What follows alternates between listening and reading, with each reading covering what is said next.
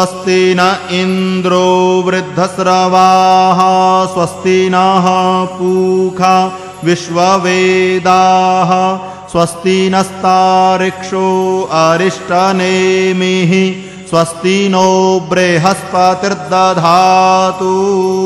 ॐ भद्रं कर्णेभिः शृणुयाम देवा भद्रं पश्येमाक्षभिर्यजत्राः स्थिरैरङ्गैस्तुष्टुवा गुंसस्तनूभिर्व्यासे महिदेवहितं जदायुः सतमेन्नु सरदो अन्तिदेवा जत्रा नश्चक्रा जरसन्तनूनां